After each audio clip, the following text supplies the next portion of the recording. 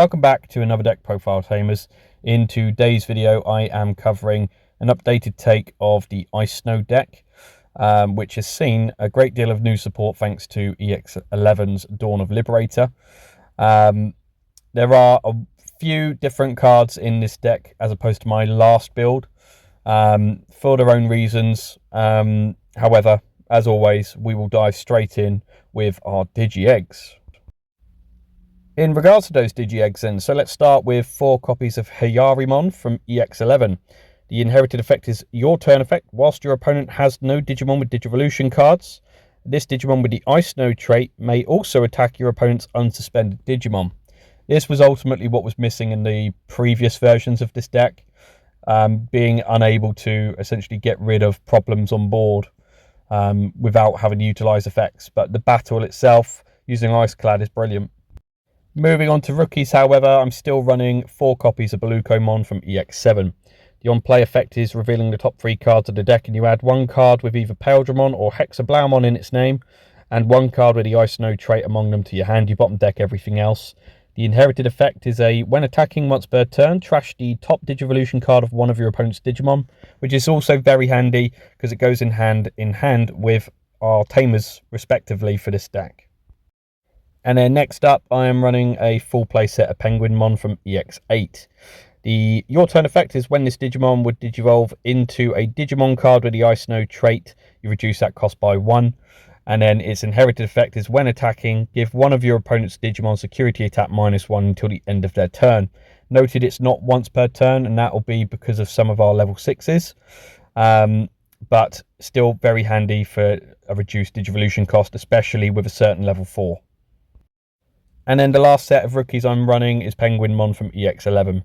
The on-play effect is you reveal the top 3 cards of the deck, and you ultimately add 1 Suzoon and 1 Ice Note trait Digimon card to your hand.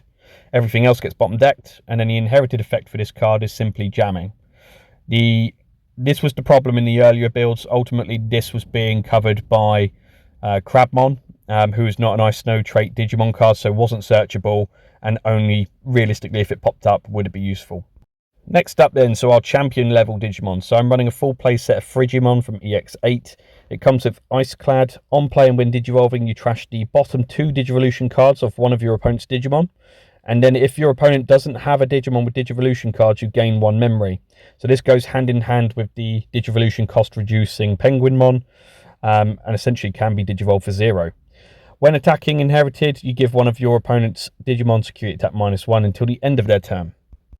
Next up is a full play set of Frigimon from EX11. The when Digivolving effect is if you have 1 or fewer Tamers in play, you may play 1 Suzoon from your hand without paying the cost. The inherited effect is jamming, so it goes very nicely with the new Penguinmon.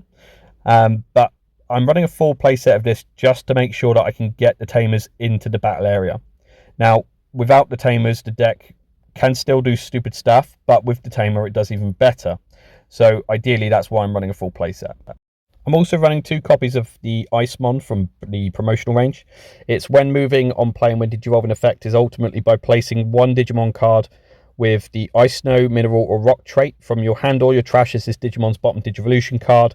You can choose 1 such trait Digimon in play and it remains unaffected by ultimately being bounced to deck or hands, and is also unaffected by the Digivolve effects. Its inherited effect is a defensive option of blocker. Ultimate level Digimon, I'm still using 2 copies of Chris Paildramon from EX7.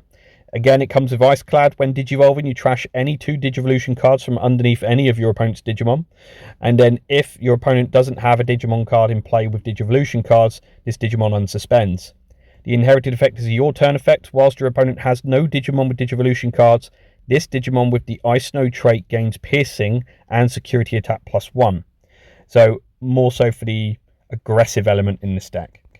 I'm also running 3 copies of Polar Bearmon from EX8. Again, it comes with Iceclad, but the on play and when Digivolving effect is that you trash any 2 Digivolution cards from underneath your opponent's Digimon, and then one of your opponent's Digimon with no Digivolution cards can suspend or activate when Digivolving effects until the end of their turn. Again, much like the Chris Paildramon you saw a moment ago, it has the same inherited effect of giving piercing and security attack +1 so long as your opponent has a Digimon with no sources in play. And lastly, 3 copies of Polar Bearmon from EX11. Again, it comes with Iceclad. On play when Digivolving, trash any 2 Digivolution cards from underneath your opponent's Digimon. Then you may place one of their Digimon with no Digivolution cards either at the top or the bottom of their security stack. And again, it has the exact same inherited effect as you've already seen from the previous Polar Bearmon and the previous Crisp Paildramon. More so again, just to keep things aggressive. Moving on to Mega level Digimon then. So I am running 2 copies of Hexablaumon from EX7. It comes with Security Attack +1 and Iceclad.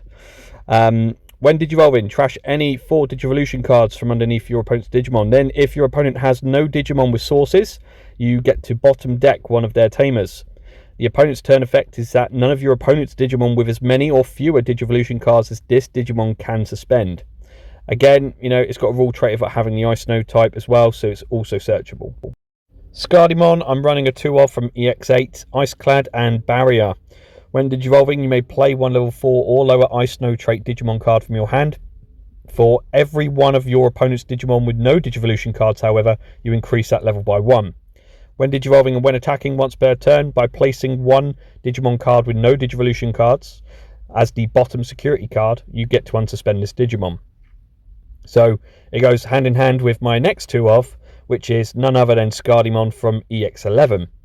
This one comes with Iceclad and Barrier as well. The on-play when Digivolving and when attacking once per turn is that you may play 1 Suzoon from your hand or 1 level 4 or lower Digimon card with the Ice Snow trait without paying the cost. And then all turns once per turn, when other Digimon are played or Digivolve, you can trash any 3 Digivolution cards from underneath your opponent's Digimon, and then one of their Digimon with no Digivolution cards it can't suspend until the end of their turn. Lastly, Omnimon X Antibody from BT20. Comes with Raid, Piercing and Blocker. The on-play when Digivolving. The only real effect you're going to be using from this one is the returning one of your opponent's Digimon to the bottom of the deck.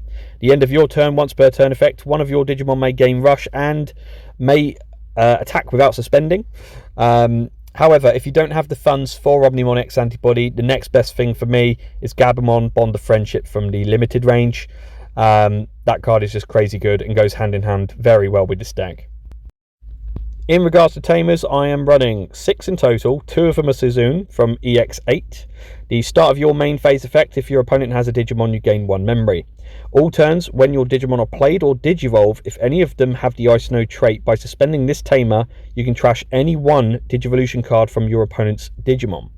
So anything that's unaffected by Digimon effects will certainly get affected by this Tamer, and that's why I'm still using 2 of in this deck. However, I'm also using 4 of the new Suzoon from EX11. Again, start of your main phase effect, if your opponent has a Digimon, you gain 1 memory. On play, for each of your Ice Snow trait Digimon, you trash any 1 Digivolution card from your opponent's Digimon.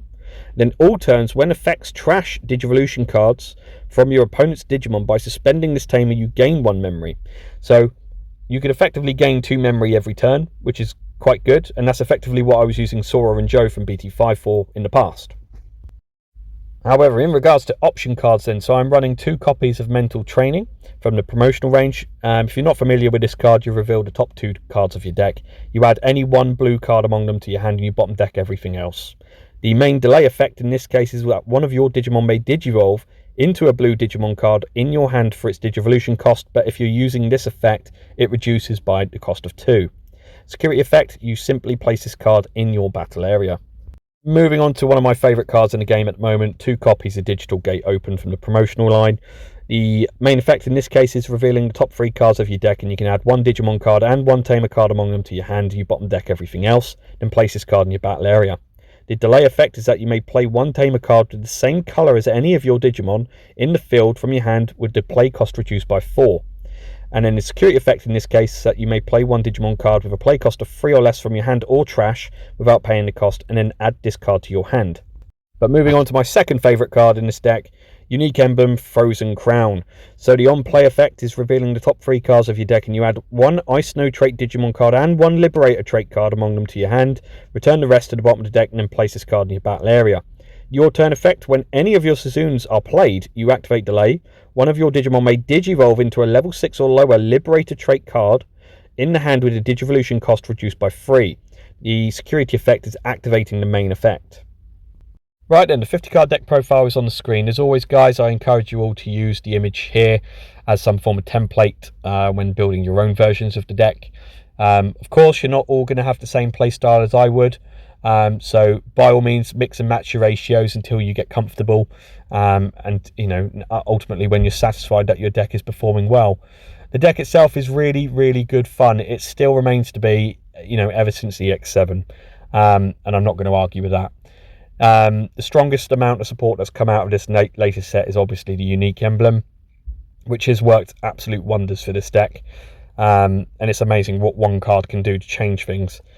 But as always, guys, thank you very much for taking the time out your day to watch this video. If you liked it, by all means, hit that little like button. If you've got some thoughts on the deck, feel free to leave a comment below.